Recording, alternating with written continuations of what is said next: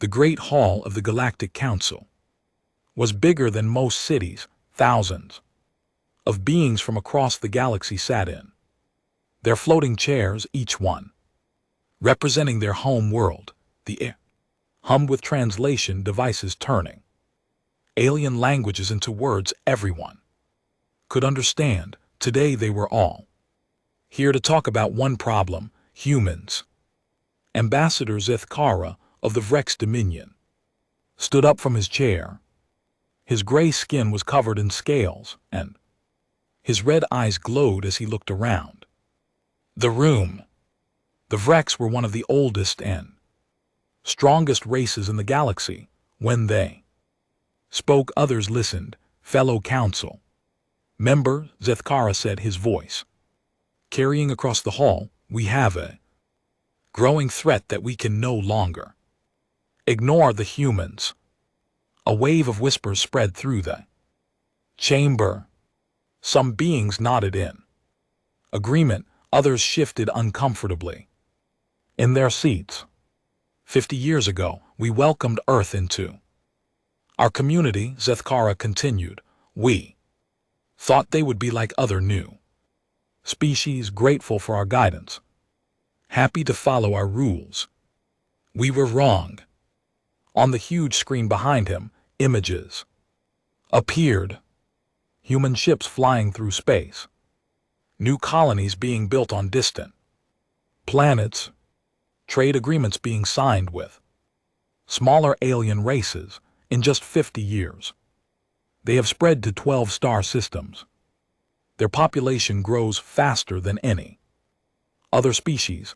Their technology advances at a rate we have never seen before. Zethkara's voice grew harder. And their diplomat, Ambassador Katie Sullivan, has been too successful in making friends with our smaller member species.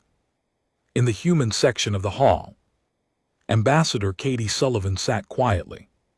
She was a woman in her 40s with short brown hair and kind eyes. She wore the simple blue uniform of Earth's diplomatic corps. Around her sat the small human delegation, all of them looking uncomfortable as the V-Rex spoke. The humans are disrupting the balance we have maintained for thousands of years, Zethkara said. They question our trade rules. They offer better deals to species we have guided for centuries. They spread their ideas about freedom and equality. This cannot continue. From the far corner of the hall, a very old voice spoke up. You speak of disruption, young V-Rex. But do you remember why we have rules? Do you remember the first law? All eyes turned to Elder Counselor Morden of the Ethereal Collective. He was so old that his species had mostly become energy beings. His form flickered like a blue flame as he floated in his chair. The Ethereals were the oldest known race in the galaxy. They had been here when the Council was first formed, long before the V-Rex or any other current member species. The first law is ancient history, Zeth Kara said with a dismissive wave. Superstition from a more primitive time. Is it? Morden's voice was soft, but it carried to every corner of the hall. The first law was written in blood and fire. It was created after the Great Purge 3,000 years ago. Do any of you remember what happened to the Harthani? The hall grew quiet. Some of the older species shifted nervously. The younger races looked confused. The Harthani were proud like you, Zethkara. They were strong and had ruled their part of the galaxy for millennia. Then they met another species. A species that seemed weak and emotional. A species that loved their children above all else. Morden's form grew brighter as he spoke. The Harthani thought they could control this species by threatening what they loved most. They attacked the children. They thought it would make the parents weak and afraid. What happened? Asked a young delegate from one of the newer species. The parents burned the galaxy, Morden said simply. They did not just destroy the Harthani. They erased them. Every trace of their civilization, their history, their very existence was wiped away. The survivors created the first law to make sure it never happened again. And what does this first law say? Katie Sullivan asked, speaking for the first time. Morden turned his attention to her. Never harm the young of any species capable of interstellar travel, for their parents will burn the galaxy too. Ash in response. Zethkara laughed, a harsh sound that echoed in the hall. More superstition. The humans are not the Velter, they are Zoft. They value peace above strength. They can be controlled. The Velter, Morden said quietly. Yes, that was their name. I had almost forgotten. They seemed soft too until their children were threatened. But Zethkara was not listening. He had turned back to the council. I propose a simple solution. The humans have 12 colony ships heading to the Kepler 442 system. These ships carry families, children. We intercept them, we make demands. When the humans see that we are serious, they will accept limits on their expansion. You cannot be serious. Katie Sullivan stood up, her face pale.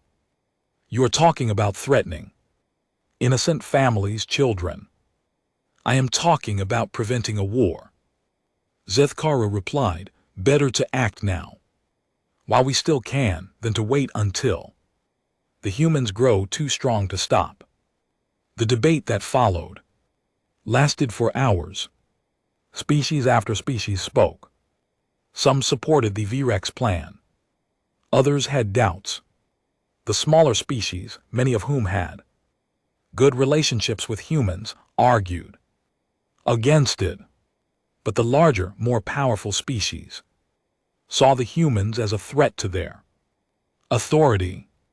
Elder Morden spoke again and again, trying to remind them of the dangers.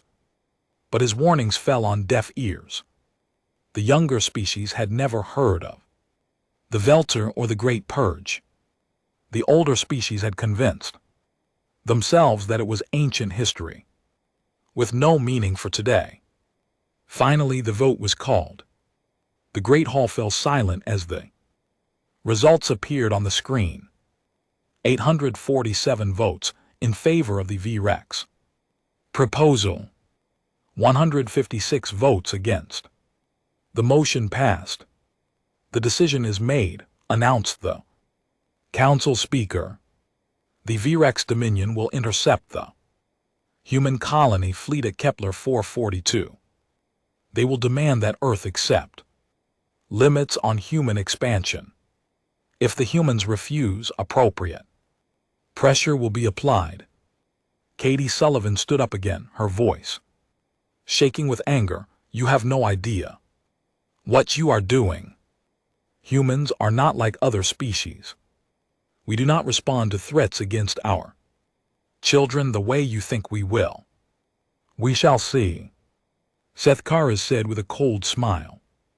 As the council session ended, Elder Morden floated over to Katie Sullivan. I am sorry, Ambassador. I tried to warn them. What really happened to the Velter? Katie asked quietly. They became something else, Morden replied. Something that the galaxy had never seen before and hoped never to see again. Pray that humans are different. But Katie Sullivan was already thinking about the colony ships, about the families aboard them, about the children who were now in danger because of a decision made by beings who had forgotten the lessons of history. Far away in the Kepler system, Captain Jake Morrison was having dinner with his family aboard the UES Horizon. His wife Lisa was telling stories about her work in the medical bay. Their 8-year-old son Danny was excited about seeing their new home world. They had no idea that death was coming for them, sent by those who had forgotten why the first law existed. The human colony fleet moved through space like a chain of bright stars. 25 ships carried 50,000 people toward their new home in the Kepler system. Families had sold everything they owned on Earth for a chance at a new life. Among the stars, children pressed their faces against the windows, watching the endless black of space roll by. Captain Jake Morrison stood on the bridge of the UES Horizon, the largest ship in the fleet. He was a tall man with graying hair and calm eyes. He had served in Earth Space Navy for 20 years before taking this job. Leading families to new worlds was different from military service, but he liked it better. There was hope in this work instead of fear. "Sir, we're picking up something on long-range sensors," reported Lieutenant Ben Carter from his station. "Multiple ships heading our way." Jake walked over to look at the display. Red dots were moving toward them from the direction of the outer system. "How many?" 15 ships, sir. They're big ones. Military class. Jake felt a cold weight in his stomach. Military ships this far out meant trouble. "Can you identify them?" "Working on it, sir." Ben's fingers moved over his controls. "Got it. They're Vrek ships, Vrek Dominion Battle Group." The bridge went quiet. Everyone knew about the Vreks. They were one of the most powerful species in the galaxy. Their ships were fast and heavily armed. But why would they be here? "Open a channel to all ships in the fleet," Jake ordered. "Tell them to stay calm and hold formation, then try to contact the Vreks." The main screen flickered and showed the lead Vrak ship. It was massive and dark, covered in weapons. A moment later, an alien face appeared on the screen. Admiral Krexthal had the typical Vraks features: gray-scaled skin, red eyes, and sharp teeth. When he spoke, his voice was cold and hard. "Human fleet, you will stop your engines and prepare to be boarded." Jake stepped forward. "This is Captain Morrison of the UES Horizon. We are a civilian colony fleet heading to Kepler 442b. We have done nothing wrong." "You exist," Krexthal replied. "That is enough. Your species spreads too fast and takes too much. The Galactic Council has decided that humans must accept limits." "What kind of limits?" "You will return to Earth. You will abandon your colonization efforts. You will accept that there are places in the galaxy where humans do not belong." Jake felt anger rising in his chest. "These are families, Admiral, people looking for new homes.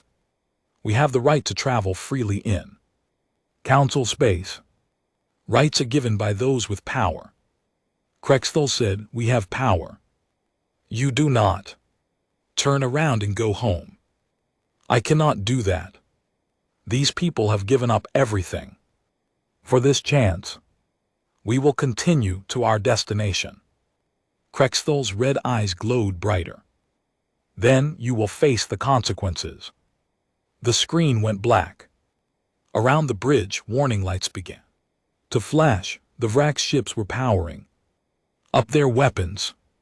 "Red alert," Jake called out. "Signal all ships to prepare for emergency maneuvers." But the colony ships were not warships.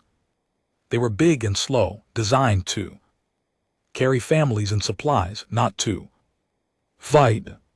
The Vrax battle group surrounded them. Easily, the first shots came without warning. Bright beams of energy struck the UES New Hope, one of the family ships. Jake watched in horror as explosions tore through the vessel's hull. The ship was carrying 2,000 people, including hundreds of children. They're targeting the family sections. Ben Carter reported, his voice shaking. They're deliberately hitting the areas where the children are. Jake grabbed his communicator. All ships, this is Morrison, protect the families, get the children to the emergency pods, but it was too late. The Vrax had planned this attack carefully. They knew exactly where the families lived on each ship. Their weapons punched through the hull and into the schools, the playgrounds, the family quarters. On the UES New Hope, the lights went out. Emergency sirens wailed as air rushed out through the holes in the ship. Parents screamed for their children. Teachers tried to get students to safety, but there was nowhere to run. Lisa Morrison, Jake's wife, was in the medical bay when the attack started. She grabbed her emergency kit and ran toward the family sections. The corridors were filled with smoke and floating debris. She could hear children crying somewhere in the darkness. Danny, she called out. Their 8-year-old son had been in the recreation area when the attack began. Danny, where are you? She found him near the observation deck, floating in space near a broken window. The emergency force field had failed and the room had lost all its air. Danny's small body drifted among toys and books that had been sucked out into the void. Lisa pressed her face against the window and screamed. Her son's eyes were closed, his face peaceful, as if he were only sleeping. But she knew he was gone. The cold of space had taken him in. Seconds all around the fleet, the same scene played out again and again. The VREX weapons were precise and deadly. They did not try to destroy the ships completely. They targeted specific areas where they knew families lived. It was not random violence, it was planned terror. Jake Morrison stood on his bridge and watched his son's body drift past the main window. Tears ran down his face, but his voice was steady when he spoke into his communicator. All ships with working engines, prepare to retreat. We cannot fight them, we have to save who we can. The VREX let them go, they had made their point. Admiral Krex Thule sent one final message. Remember this day, humans. Remember what happens when you do not listen to your betters.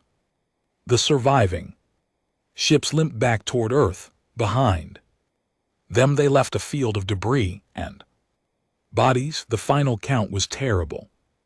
1,847 people dead, including 623 children. The youngest victim was only 3 years old. The oldest child to die was 16. The news reached Earth before the ships did. Every human in the galaxy saw the footage, children's bodies floating in space, parents weeping over small forms wrapped in emergency blankets, the burned remains of playgrounds and schools. On Earth, President Amanda Clark stood before the cameras. Her face was stone, but her eyes burned with something cold and dangerous. The Galactic Council has made a choice, she said. They have chosen to target our children. They believe this will make us weak. They believe this will make us surrender. She paused, and when she spoke again, her voice was different, harder. They are wrong. As of this moment, all human colonies are being evacuated. All human children are being moved to secure locations. All human military forces are being mobilized. General Robert Hayes, commander of Earth's Defense Forces, began issuing orders. Every ship that could carry weapons was being converted for war.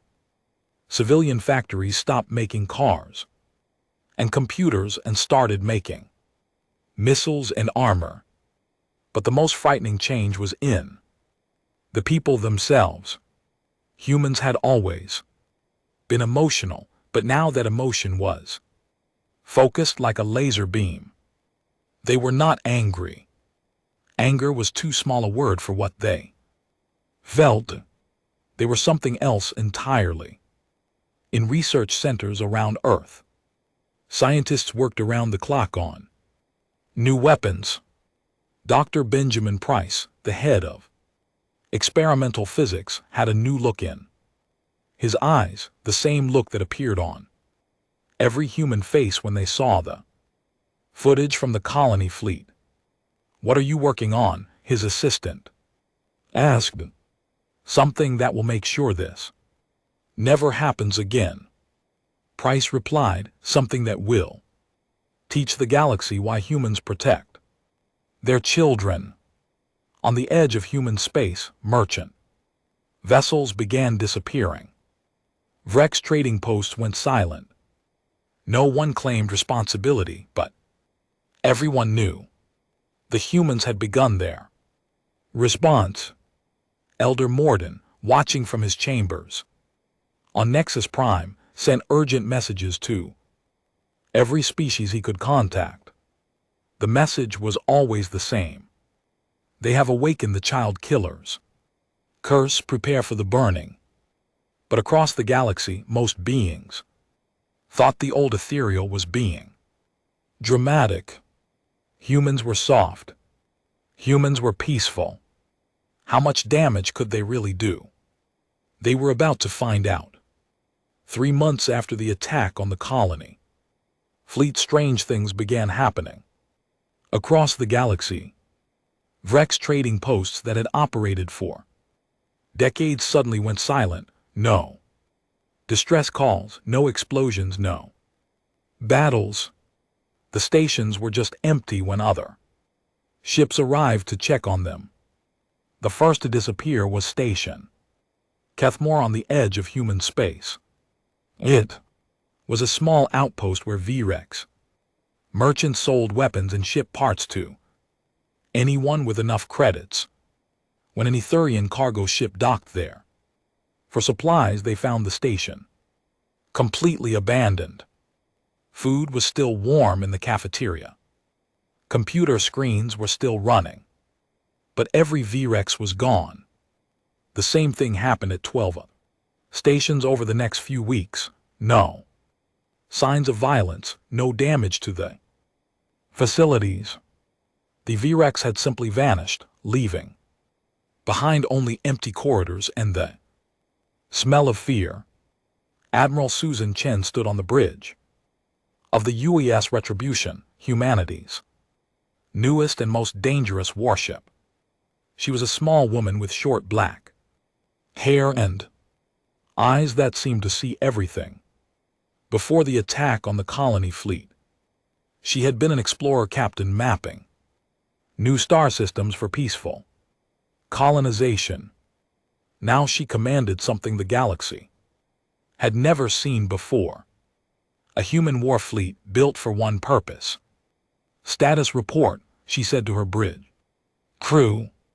"Vrex patrol ship detected at Grid 77. Alpha," reported Commander Paul Davis. "They're running a standard trade route escort mission." "How many aboard?" "Sensors show 43. Vrex crew members, sir." Susan nodded. "Begin the harvest." The Retribution moved closer to the Vrex ship, but it did not attack with weapons. Instead, it used something new. A blue beam shot out from the human ship and surrounded the Vrex vessel. The alien ship's engine stopped working. Their communications went dead. Their life support systems began to fail. Inside the wrecked ship, the crew panicked.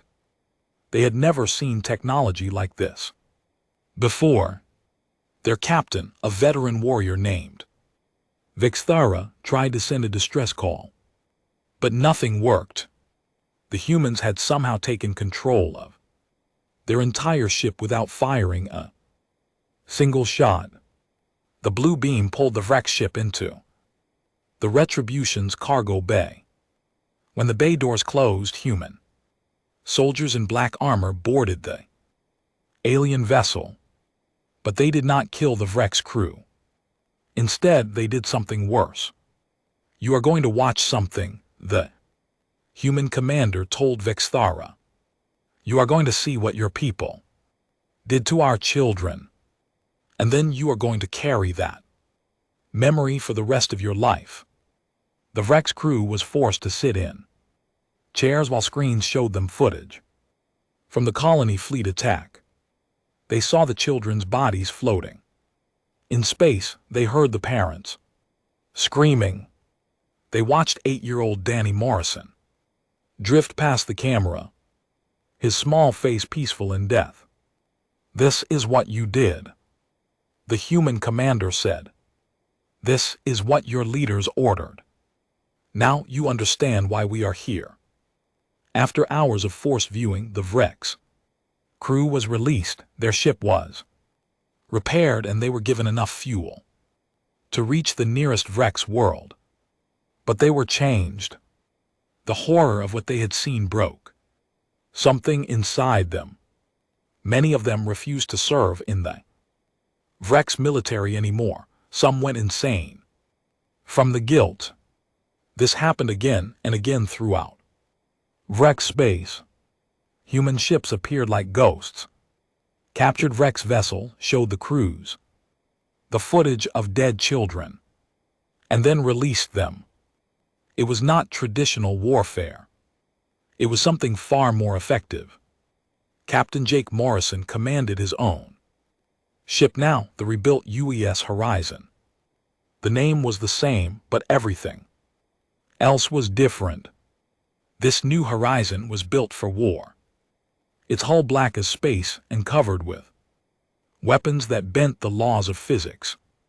Jake stood in what used to be a recreation room, but now served as a command center for special operations. On the walls were pictures of all 623 children who had died in the attack. In the center was a large photo of his son Danny smiling and holding a toy spaceship. "Sir, we have located the wreck's colony at Helix Prime," reported Lieutenant Sarah Kim. "Population approximately 50,000. Light defenses." Jake studied the tactical display. Helix Prime is a farming world where wreck's families grew food for their military. It was not a strategic target in normal warfare, but this was not normal warfare. "Begin evacuation protocol," Jake ordered. The UES Horizon appeared in orbit around Helix Prime without warning. wreck's defense satellites tried to lock onto the human ship, but their weapons could not find it. The Horizon existed in normal space and somewhere else at the same time, using technology that Dr. Benjamin Price had developed in the months after the colony attack. Jake opened a communication channel to the planet below. "This is Captain Morrison of the human fleet. You have 24 hours to evacuate this world. Any civilian who remains after that time will be considered a military target." The wreck's planetary governor, a female named Cassandra, appeared on the screen. "You cannot do this. We are not soldiers. We are farmers and families. So were the people on our colony ships." Jake replied, "You have 24 hours. The humans were not bluffing. As the evacuation began, other human ships arrived in the system. They formed a blockade around the planet, allowing civilian ships to leave but destroying any military vessels that approached. The message was clear. The Vraks could save their people, but they could not save their world. When the time limit expired, the human ships began their work. They did not drop bombs or fire energy weapons. Instead, they released clouds of tiny machines called nanites that ate through metal and stone. The nanites consumed the cities, the farms, the roads, everything the Vraks had built over centuries. Within days, Helix Prime was stripped bare. The nanites left the soil and water untouched, but every trace of Vrak civilization was gone. The planet could support life, but it would take generations to rebuild what had been lost. This pattern repeated across Vrak space. Human forces did not seek to conquer territory. They wanted something more complete, the total destruction of Vrak civilization.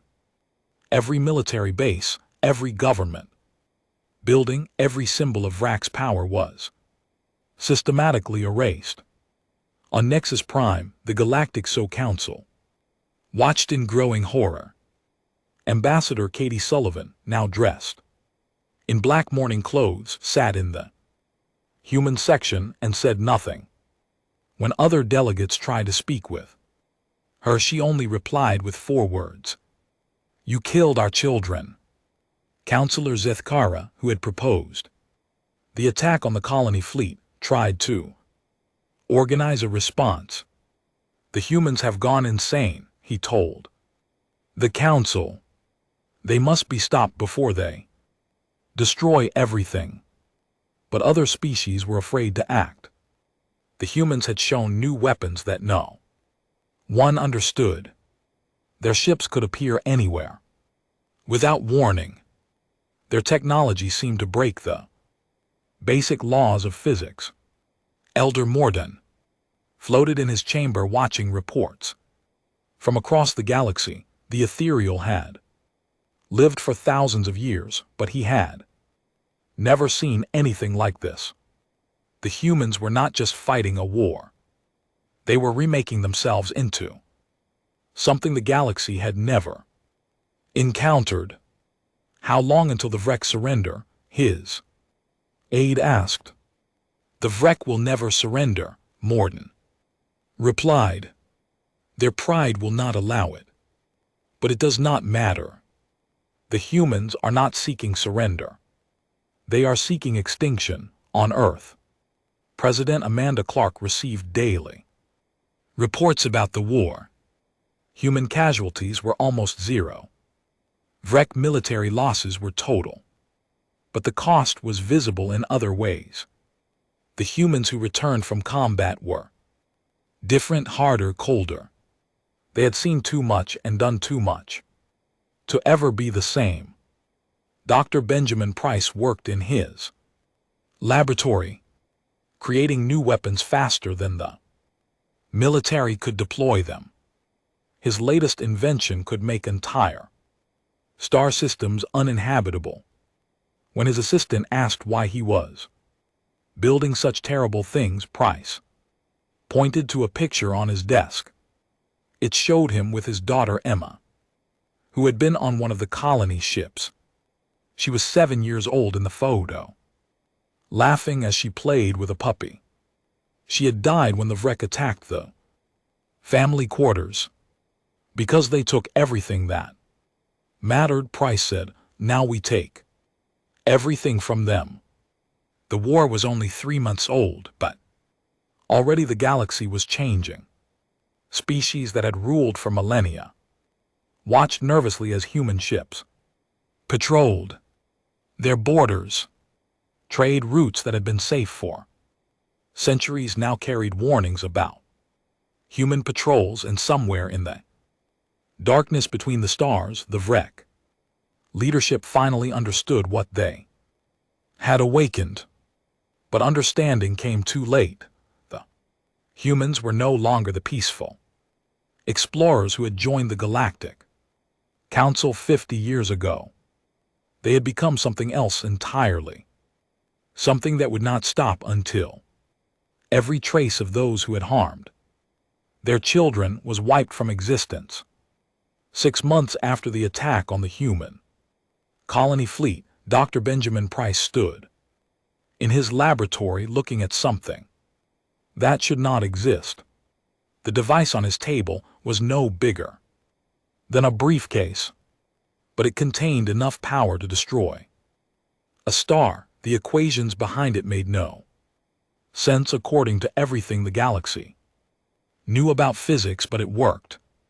"Are you sure about this?" asked his assistant, Dr. Rachel Stone. She was one of the few people on Earth who understood what Price had created. "Once we use this, there's no going back." Price looked at the photo of his daughter Emma on his desk. She smiled at him from the picture. Forever 7 years old, forever innocent. They crossed a line when they killed our children. Now we show them what happens when you make humans angry.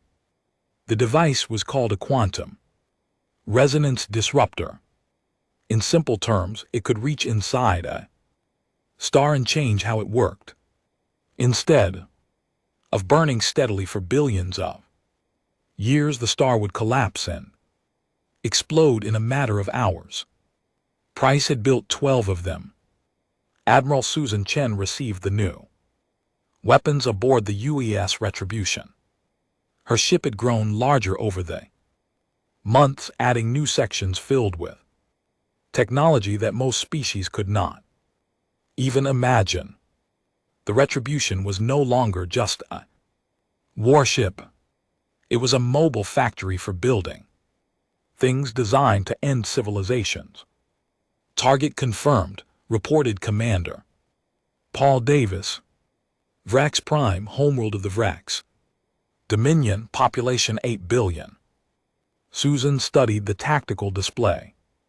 Vrax Prime was the heart of the enemy empire. It was protected by thousands of defense satellites, orbital battle stations, and the largest space fleet in the galaxy.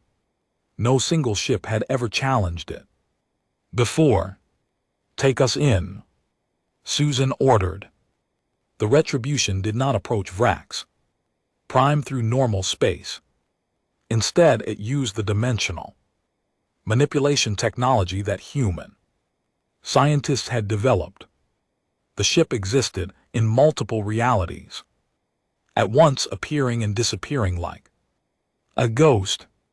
Vrax sensors could detect it sometimes, but their weapons could never lock on. Captain Jake Morrison led the assault, his ship, the UES Horizon. As they approached the Vrax homeworld, he opened a communication channel that would reach every Vrax on the planet. "This is Captain Morrison of the human fleet," he said, his voice calm and cold. "6 months ago, your leaders ordered an attack on our colony ships. They deliberately targeted areas our children lived. 623 innocent children died because your people thought they could use our love for our families as a weapon against us. On Vrax Prime, billions of aliens stopped what they were doing to listen. The human ships had appeared in their most heavily defended space without warning. Their leaders had told them that humans were weak and emotional, but the voice speaking to them sounded like death itself. "We have come to collect payment for what you took from us," Jake continued. "You cannot give us back our children, but you can learn what it means to lose everything you care about." The Vrax defense fleet moved to attack the human ships, but it was useless. Human weapons reached through their shields as if they were not there. Vrax missiles exploded before they could reached their targets. Energy beams that should have destroyed the human ships passed right through them. Admiral Krixthal, the same Vrax who had ordered the attack on the colony fleet, commanded the defense of his homeworld. He watched in growing horror as his mighty fleet was destroyed ship by ship. The humans were not just defeating them. They were playing with them. "How are they doing this?" he screamed at his science officer. "I do not know. Sir, their technology operates on principles we do not understand. It is as if they have rewritten the laws of physics." On the surface of Rix Prime, the planetary defense grid activated. Massive energy cannons emerged from hidden bunkers and fired at the human ships. The beams were powerful enough to crack a moon in half, but they passed through the human vessels without effect. Jake Morrison's ship, the UES Horizon, materialized directly above the capital city. It was so close that Vrick citizens could see it through their windows. The ship hung there like a black sword pointed at their hearts. "You have 1 hour to evacuate this world," Jake announced. "We are going to teach your son to die. The process will take 3 years. That gives you time to save your people, but your world will become uninhabitable." The announcement caused panic across Vrix Prime. 8 billion aliens began trying to flee their home world at once.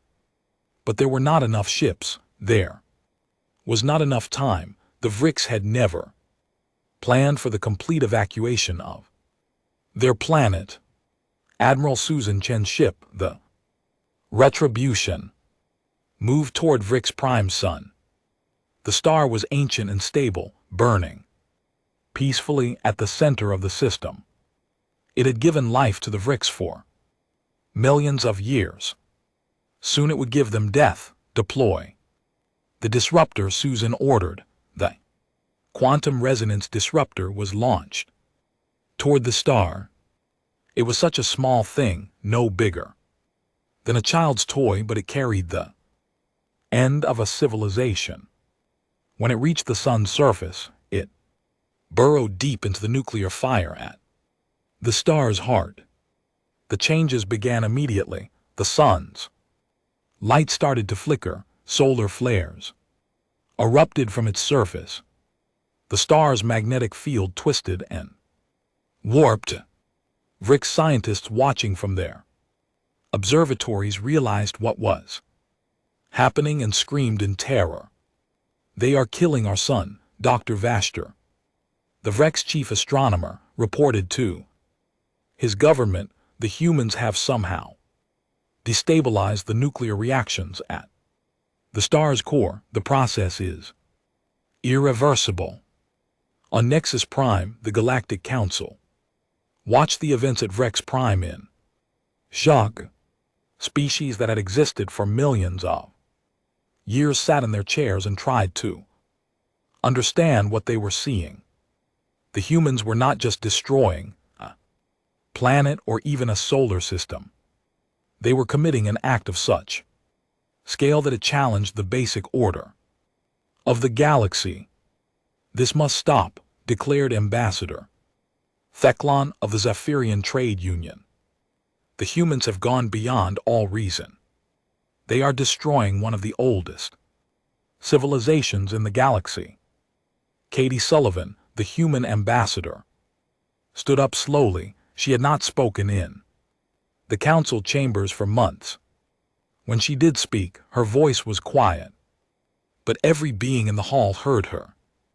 "The Vrek destroyed our children," she said.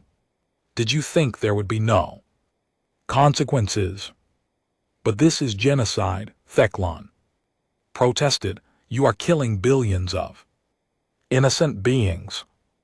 We are giving them time to evacuate." Katie replied, "More time than the Vrek gave our children. Our sons and daughters had no warning. They died in seconds, sucked out into Space while they slept or played. The Vrek have 3 years to save their people. Elder Morden floated in his chair, watching the debate with ancient eyes.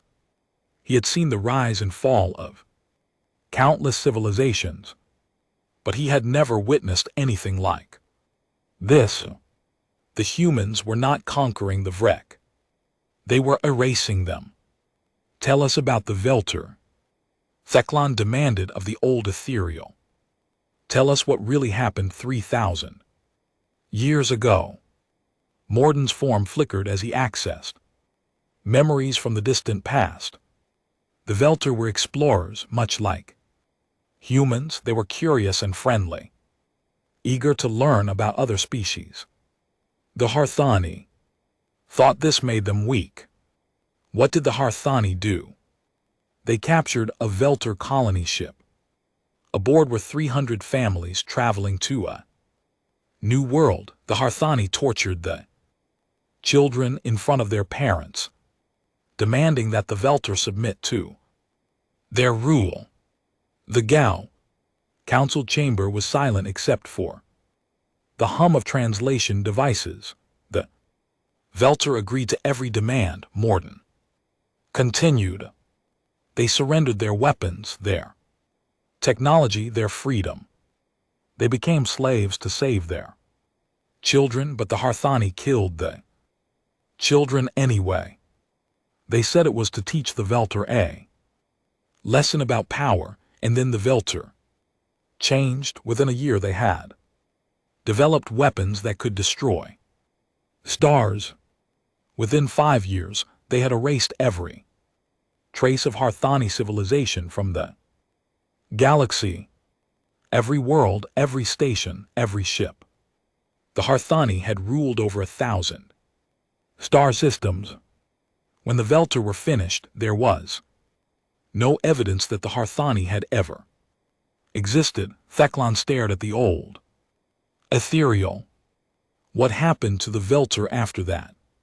They left the galaxy. They said it was too small for beings like them.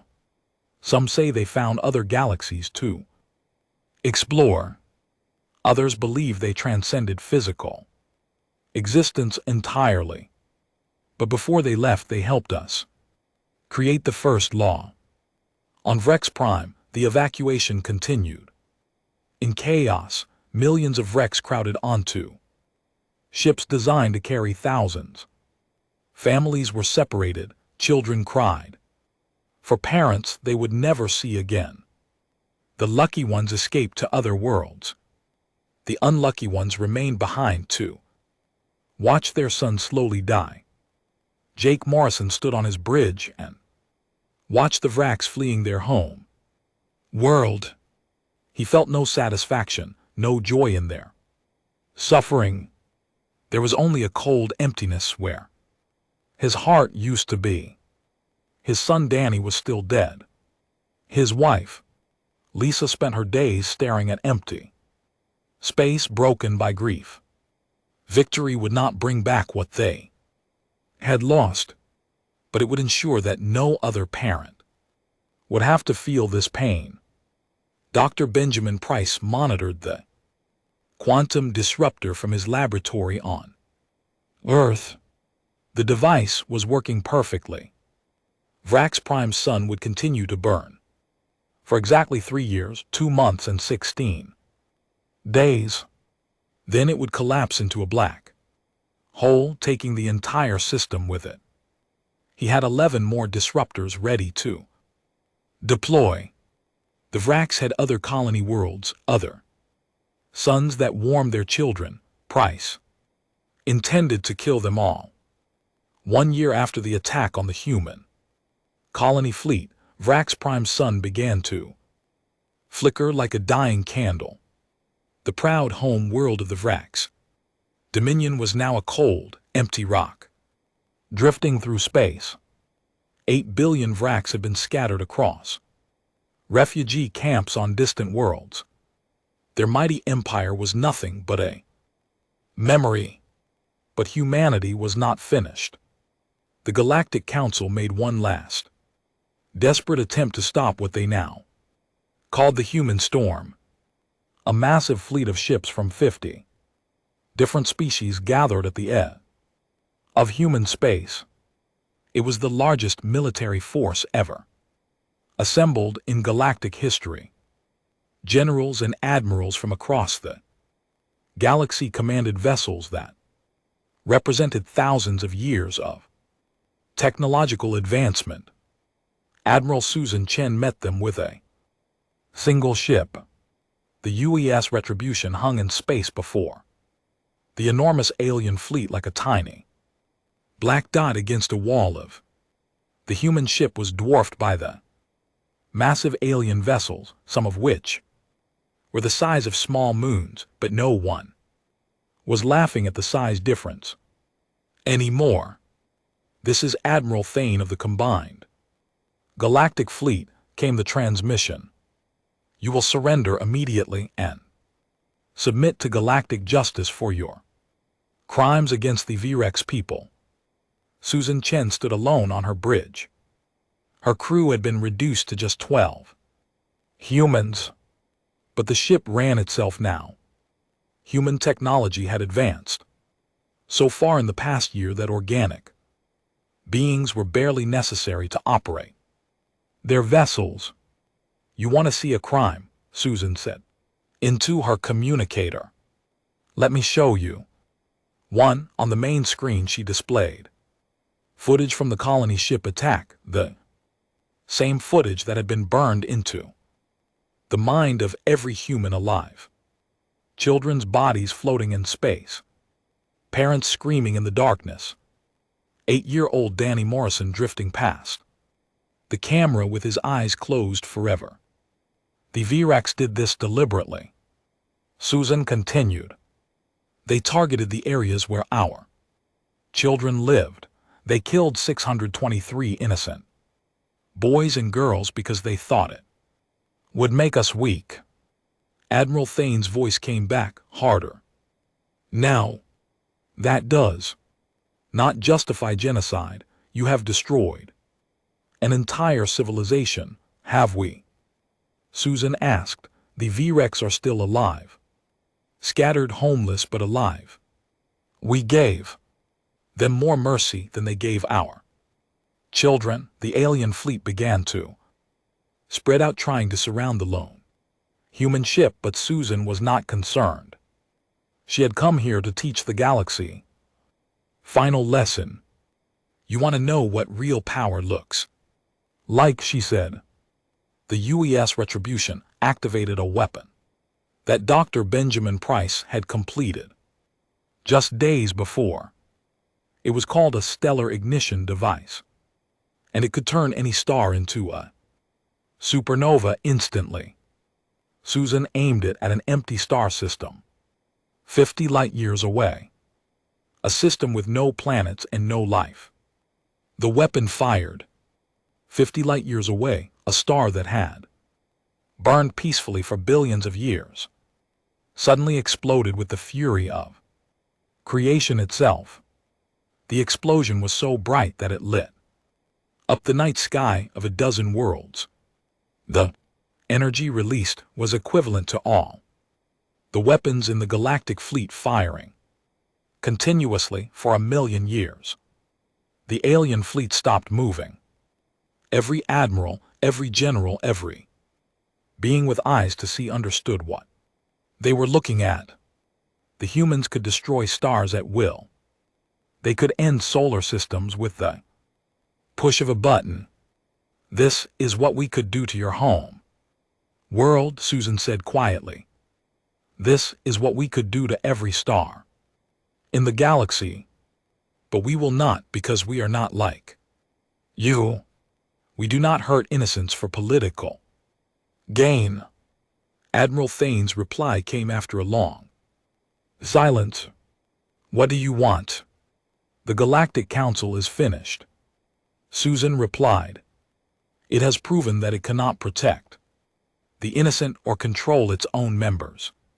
You will form new governments, governments that recognize human authority over galactic law, and if we Refuse. Susan looked at the massive alien fleet surrounding her ship. Thousands of vessels, millions of alien beings, all of them helpless before human technology. Then we will become the monsters you think we are, she said. And every star in the galaxy will burn. One by one, the alien ships began to power down their weapons. The great fleet that had come to stop humanity instead became the first to surrender to it. On Earth, President Amanda Clark stood in the memorial garden where the names of all 623 dead children were carved in black stone. Danny Morrison's name was there along with Emma Price and hundreds of others. She read each name every morning, reminding herself why humanity had changed so much. Elder Morden arrived on Earth 3 days later. The ancient ethereal had requested a private meeting with the human leadership. He floated in his chair in the memorial garden, his energy form flickering in the morning light. You have done it, he said quietly. You have become what the Velter became, the galaxy's new masters. President Clark sat on a bench beside Danny Morrison's memorial stone. We never wanted this. We wanted to explore, to learn, to make friends among the stars. But they took that choice away from you, Morden replied. They forced you to become something else. The Vrex leadership is still alive, Clark said. Admiral Krexthal and the others who ordered the attack. They live in exile on the outer rim. Sometimes I think about sending ships to find them. But you have not. No. Killing them would not bring back our children. It would just make us more like the monsters we fought against. Morden studied the memorial garden. Each stone represented a small life cut short, a future that would never exist. What will you do now? You have the power to rule the galaxy. Will you use it? We will use it to protect, Clark replied. Human fleets will patrol the shipping lanes. We will ensure that no species ever again uses children as weapons of war. The galaxy will be safe. And if another species rises to challenge you, Clark's eyes grew cold. Then they will learn the same lesson the Vrex learned. There are lines that cannot be crossed. Captain Jake Morrison now commanded the memorial fleet that guarded the site where the colony ships had been attacked. His ships floated in the same space where his son had died, watching over the debris field that had been turned into a monument. Every piece of wreckage from the attack was preserved exactly where it had been found. Jake stood in his quarters looking out at the stars. On his desk was a photo of Danny, and beside it was his son's journal. The final entry, written the day before the attack, still broke his heart every time he read it. Going to see the new worlds today. Dad says we'll build cities and make friends with aliens. I hope they like us. A soft knock came at his door. Come in, he called. Lisa Morrison entered.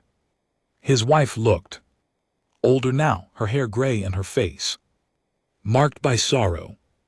She rarely spoke anymore, spending most of her time in the medical bay treating refugees and survivors. The new ships arrived today, she said. 100 more vessels to add to the memorial fleet. Jake nodded. Good, the galaxy needs to remember what happened here. Lisa moved to stand beside him at the window. Do you think Danny would understand what we became? Jake was quiet for a long moment. I think he would understand why we did whether he would approve. Jake's voice broke slightly. I hope he would forgive us. Across the galaxy, the new order was taking shape. Human ships appeared in systems where pirates had operated for centuries, driving them away with technology that seemed like magic. Trade routes that had been dangerous for millennia became safe under human protection. The Vrax refugees slowly adapted to their new lives. Some worked in the camps helping other displaced beings. Others found jobs with species willing to hire them despite their past. A few even joined human crews seeking redemption through service. But the galaxy had learned a lesson that would never be forgotten. In the archives of every major species, new warnings were added to their historical records. Never harm the young of a species capable of interstellar travel. Never threaten children as a weapon of war. The consequences were too terrible to imagine. Dr. Benjamin Price continued his research, but his focus had changed. Instead of weapons, he now worked on ways to heal the damage that war had caused. Medical technology that could save lives. Environmental systems that could restore dead worlds. Tools for creation instead of destruction. He kept his daughter's photo on his desk, but he had added something new. Beside it, a small sign that read, "For those who come after." The galaxy was different now. Human ships patrolled the void between stars. Human law governed trade and travel. Human justice protected the innocent and punished those who would harm children. It was not the future that humanity had wanted when they first reached for the stars. They had dreamed of exploration and discovery, of friendship and wonder. Instead, they had become the galaxy's guardians, forever watching, forever ready to respond to threats against the innocent. The first law of the galaxy had been rewritten in blood and fire. It now read, "Never harm the young of any species, for their parents may be human, and humans protect their children above all else, even if it means burning the galaxy to ash." In his memorial garden on Earth, Danny Morrison's stone bore a simple inscription. He wanted to make friends with aliens. Below that, in smaller letters, "They should have let him